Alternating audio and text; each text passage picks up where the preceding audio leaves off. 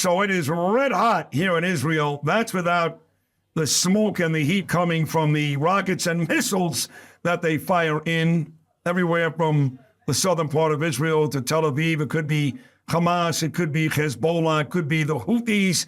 They fired a bunch of rockets into Tel Aviv yesterday. A lot going on here. But I will say this. My second trip, the first trip, I did all 4 shows from JNS.org in Jerusalem. My dear brother, Alex Traiman. This trip, we split up the 4 shows. One from the South yesterday, one tomorrow, Ariel University, and 2 more shows here today. But as you're sitting in front of me, Alex, with a JNS mic flag, and we're about to start this conversation, it's like I never left. It's weird, but it's like I never left. Well, it's great to have you back. It's great to be here. You guys, this is a wonderful studio. I mean, you're one of my best friends, but it's a wonderful studio. You've got great people working here. We walked in, it was like, we come here every week. It was like family. Well, next time you come, we're going to have a brand new facility upstairs, like a whole new news video podcast studio. Wow. It's going to be much bigger and better than Well, that says to me, you guys basically work. This is the best information available for Israel. It's the best, JNS.org. But you guys work on a lot of donations. So if you're able to improve the studios upstairs, that says to me that you guys are doing pretty well, yes? Well, people understand how badly Israel is getting crushed in the mainstream media and social media. If you think about the Palestinians, they have like 20 news agencies. You think about Al Jazeera, right? Qatar, who's hosting the Hamas leadership in their country, are pumping hundreds of millions of dollars every year into Al Jazeera by itself.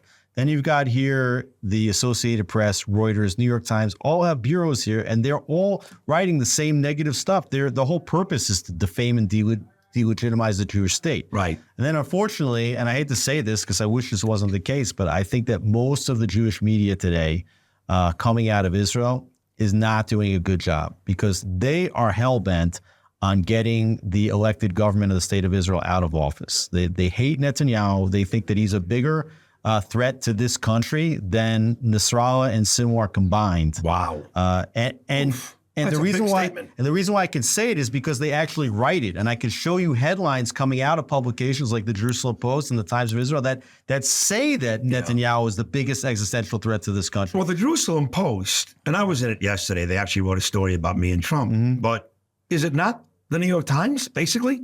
It's not the New York Times. It's even worse? I mean, in terms of its liberal vantage point. Look, when they write the same things that you would find in the New York Times or in the Associated Press or BBC or Al Jazeera, they are putting a kosher stamp of approval on that. It's even worse. You know, the editor of the Jerusalem Post, he recently was honeypotted. He went on a trip to Qatar because they paid for it, and he wrote a whole series of articles about how important Qatar is, how they have their arms reached out to the state of Israel. They just came out with their list of top most influential Jews. The Jerusalem Post last week. Number 1 on their list was Doug Emhoff. Yeah, okay, and we know what you said about Doug Emhoff. Crappy Jew. Okay, and then they put Netanyahu as 5th on the list of most influential Jews, and they compared him to an elder rabbi that doesn't know when to get out of the way. Okay, yeah. You know they're not. Oh, he's on the same list. Bibi Netanyahu as Gabriel Boxer and Emily Austin. Just so you know. Yeah, well, and I love Gabe. I love Emily. Right. You know? I mean, come on. Right. So unfortunately, like they're not on the right side of history, and they're not telling the narrative the way most people want to hear and understand the story. And we've got the best people from myself and Jonathan Tobin and Carolyn Glick and Ruthie Bloom and Melanie Phillips. I mean, I just gave you 120 years worth of journalistic experience in that list. True.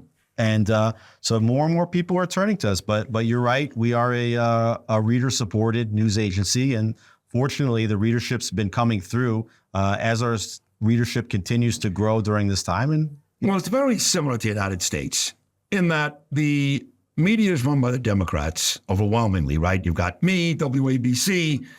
Some days you have Fox News. You got Newsmax, but it's a very, very small outlet. No, it's very, very small. So there's not much, okay? The Democrats are in the White House, and they run the country. They're in the Senate, too, as you know, just not the House. But it's shifting, and here comes Trump. And I think Trump is really going to win. For all the criticism about Bibi Netanyahu, and you and I have talked about him for over a year, a lot. You keep telling me, and others have verified this, that lately he's back on top. People do like the job he's doing.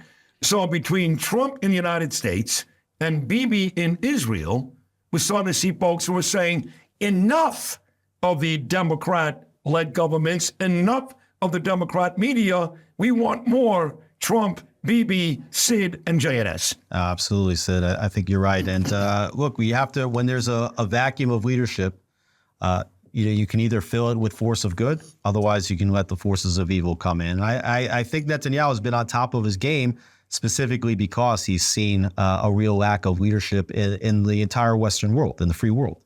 He went to Washington. He met Biden. He met Harris. He met Trump. He understands. Wait a second. There's no sitting president of the United States that's policing the world, and that creates a huge vacuum. So is Iran going to fill that vacuum, or is Israel going to fill that vacuum? And I think that Netanyahu is intent on being the one that fills that vacuum, providing leadership for the entire world. I think this is not just Israel's battle. No, this is a battle for the entire free civilization. Netanyahu said it, and he's been a lot more confident lately. I think Bibi's back. He is back. He was hurt, hard by what happened on October 7th, but he's been doing a fantastic job militarily, diplomatically, and even in shoring up his political base in the country. So where are we now? I was down south yesterday, and I had to go run to a bomb shelter. I know there were missiles fired at Tel Aviv yesterday from the Houthis. We know it's raging up north. It's bad. It's bad. Lebanon and Hezbollah. So the country is on fire. You would know it. You and I are sitting on a gorgeous afternoon in Jerusalem. We're happy. Things are great. Yom Kippur is coming up. Everything's great. But the truth is, there's fighting everywhere, all around us. Missiles, like it's no big deal. Where are we as a country? Well, we're in phase 2 of a very important war. How many bases are there? We don't know yet. Oh my God! Yeah, but phase 1 was October 7th, going into Gaza, degrading Hamas militarily and politically. And we talked about this because we never knew when it was going to happen. But I always said that it's inevitable that we're going to go into Lebanon. Well, we're there. There's a ground operation going on in Lebanon. There's airstrikes by the Israeli Air Force every day in Lebanon, and they're starting to fire a lot of their more sophisticated weaponry. And you mentioned that there's missiles flying everywhere. There's been missiles hitting Haifa, which is one of maybe the 4th largest city in the country and elsewhere. But now we're getting into this phase where we're also directly engaged with Iran. I mean, they sent over 200 ballistic missiles the other night. That's the largest ballistic missile attack in the history of warfare. How many did they send back in April? They sent about 100 ballistic missiles plus an additional cruise missiles and drones, which take long. But here's the thing. They have had no success. In fact, the people are laughing at them, and they know it. So somebody told me yesterday that the Iranian regime thinks like God is on our side, but they call him the genie God. Israel has this genie God. So now they're embarrassed. They're frustrated. It ain't working. The ballistic missiles, it ain't working. So now we find out that we had heard there was an earthquake in Iran a couple of weeks ago. Well, yesterday the news was, it wasn't an earthquake. They were in fact testing nuclear weapons. Now, the Secretary of State Blinken said back in July, Alex, they got it. They're ready. They're testing weaponry. That's what that explosion was, not an earthquake. If that's the case, is it time for Israel to worry? Because they've been so inept, Iran, they really have, to worry about that possibility. Well, there's definitely speculation that explosion, that tremor might have been a nuclear test. I haven't seen it confirmed by any of the sources that I would rely on to say that I'm sure that that's what happened. Who can confirm that? I'm just curious. Right. I mean, some things get confirmed. Yeah, it could be. But certainly a nuclear Iran is an existential threat to the state of Israel. And everybody wonders what would happen if Iran got nuclear weapons. Look what Iran's doing when they don't have nuclear weapons. They've destabilized this entire region: Yemen, Lebanon, Syria, Iraq, Gaza, and they sent these ballistic missiles. I mean, if you've seen the pictures and videos of some of these weapons, they're huge. Huge. One of those weapons could be fitted with a nuclear warhead or some kind of chemical warhead. And to say that the ballistic missiles didn't work is not 100% true. We did shoot about 80% of them out of the sky. There was about 30 direct hits on our Air Force base in the south. It was a direct hit just outside of Tel Aviv that damaged 100 houses. The fact that nobody was killed That's what I'm talking about. No casualties. was miraculous. Miraculous. But those were fired in an Air Force base. If 200 missiles were fired simultaneously at downtown Tel Aviv, there could have been thousands upon thousands of people killed. Well, why are they doing that? Well, that might be next. And Ayatollah Khamenei, he said that if Israel will retaliate for what just happened, that they will fire back harder. Well, your friend Caroline Glick, who I love, she's on all the time like you are. She works with you here. She said, no, they're not going to do it because America is pulling all the strings. So here's how it goes. Maybe through Qatar, maybe through, I don't know. But Biden tells the Iranians, you can drop 200 missiles, okay?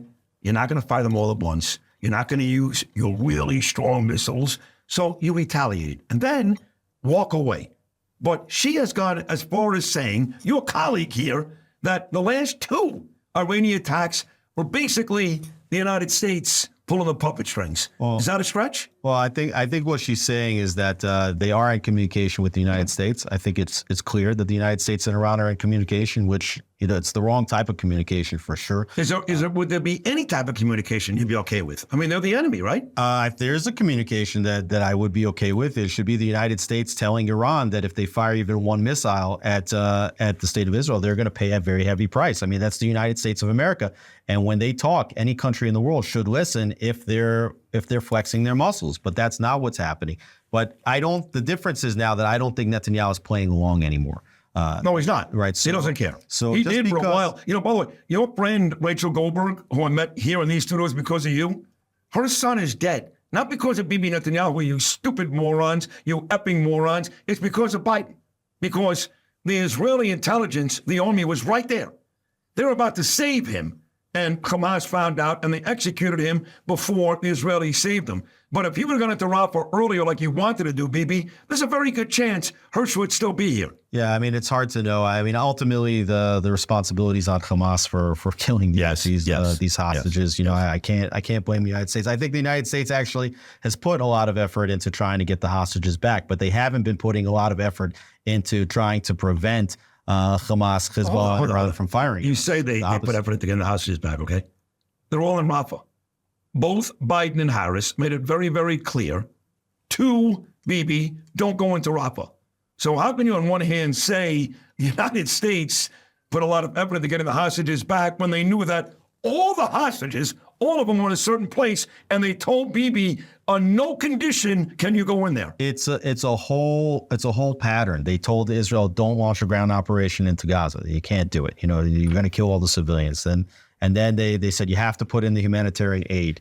Israel's putting in 1 million tons worth of humanitarian aid into Gaza. It's never been done in the history of war, only because the United States is making Israel to do that. Then they said, don't go into Rafah. And by the way, some of that stuff doesn't get to the people because Hamas takes it. Hamas takes it, right? They said, don't take the Philadelphia corridor or the borderline between Gaza and Egypt. They said, don't launch a ground operation in Gaza. And now they're saying, don't hit the nuclear facilities of Iran, which are the most important facilities there. Don't hit the oil facilities, which is the financial lifeline of Iran. But you see very clearly that Netanyahu and Israel are not even letting the United States know now. Well, that's true. Well, and what they're going to do before they do it. But not the last two things. Now, somebody said to me yesterday, you may be in Israel for the biggest thing yet. You're going to be there when Bibi unleashes. Bibi's running out of time. The consensus is if Trump loses, you guys are basically cut off. It's done. So he needs to get as much done possible now in case Trump loses. So somebody said to me yesterday, Sid, you may be there when Bibi does what you just talked about, destroys the nuclear facilities, wipes out the oil fields. I want him to do both. Biden says don't do either one.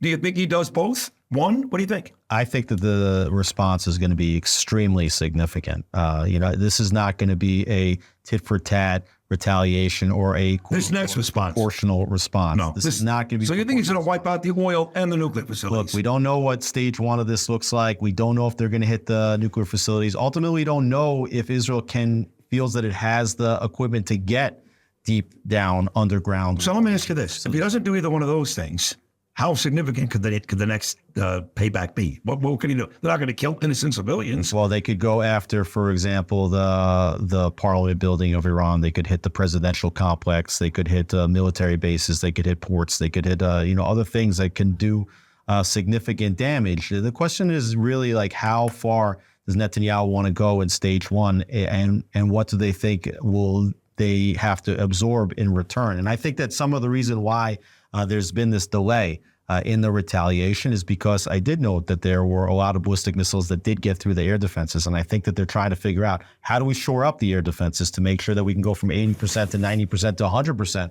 How do we work with other countries, including potentially the United States, to make sure that if they fire ballistic missiles, that they get shot out of the sky, so they reduce the amount of damage that's over here. And potentially, I wouldn't even rule out at some point, and even this current administration or Harris administration, if that's what happens, I wouldn't rule out the possibility in the end that they wind up taking part in an offensive against Iran. With Israel. I think so, because if you look at what Iran has done, despite everything that the United States has done for Iran, flushing them with cash, allowing them to move ahead with their illicit nuclear weapons program, I think that there was an understanding, okay, we're going to let you do these things, but you can't send the world to the edge of World War III and put the entire Middle East into conflict. Right. And that's what they've done. Right. And I do think that there is even a thread of pride left, even among the Biden and the Harris administration. And ultimately, I think that we see that Iran is the leading state sponsor of terror in the world. And if America wants to have any credibility moving forward,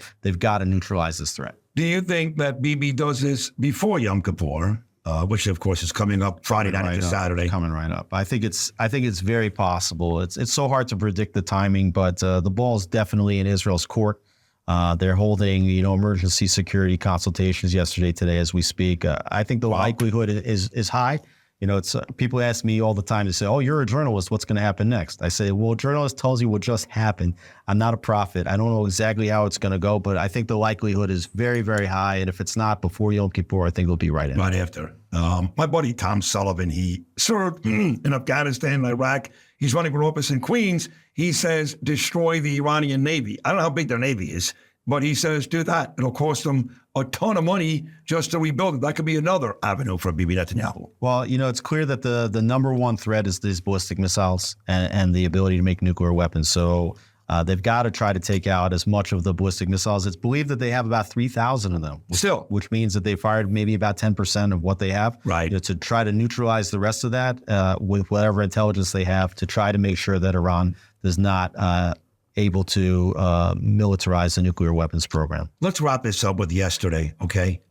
You were on my show Monday, October the 9th. I'll never forget it. I walked in and you were on with Noam at like 5:30 in the morning. I go, who's that guy? He goes, that's my friend Alex. I got to get him on the morning show. I'll get him for you. And that was Monday, October the 9th. And now you and I become dear friends. You're on the show all the time and you're great. Now, good, you're great. And we've talked so much about Biden, Trump, Iran, all these proxies. We've had lengthy conversations on and off the air. A lot of them. Yesterday, October 7th, what were you feeling? Well, on the one hand, we want to memorialize this day and we want it to be a day of grieving. But how can you be grieving right now? We're in the middle of a major regional war. I mean, that's right. It's like we're inside Lebanon. We're worried about whether we're going to attack Iran, whether Iran's going to attack us. It's not time to give this the proper treatment it deserves. We're still fighting the war. And not only we're fighting the war, but almost exactly on October 7th is when this war moves from this phase 1 into this much more intensive phase 2. You're right, almost the same exact day. Yeah. Wow. So when I come back, prediction time, Alex. This is not like the Giants and Seahawks. You both got that one wrong. Alex loves the American sports. Prediction time. When I come back next year, which I will, for the 2nd year anniversary, will Israel still be fighting all these wars? I think in the next 6 months, we're still going to be fighting. You do? For sure. I think within a year's time, I hope that this has come to a conclusion. I really do. And what does that conclusion look like?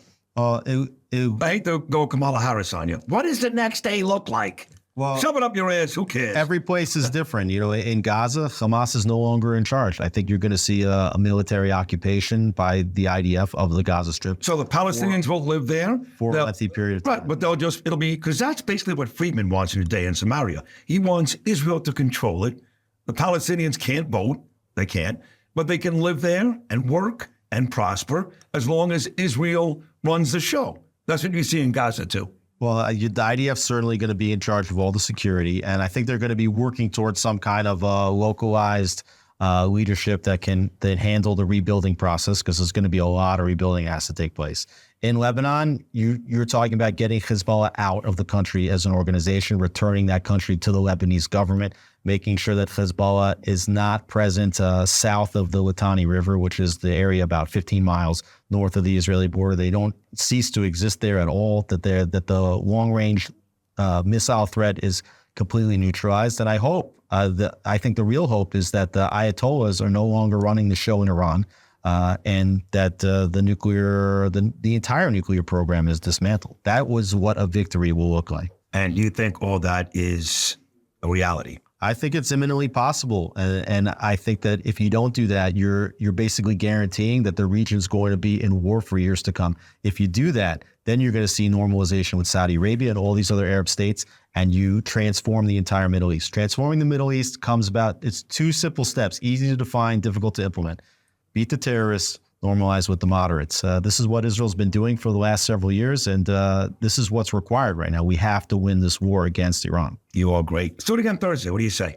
I'll be back, and you'll come back again. Looking forward All right? to it. Yeah, me too. You are great, really. Thank you very much. That was a really good summary of what's happened, what may happen. And I've got one more thing for you. I'm going to save it till Thursday, okay? You got it. All right. That is the CEO of JNS.org. Brilliant, great on radio, and the nicest guy you'll ever meet, Alex Traiman.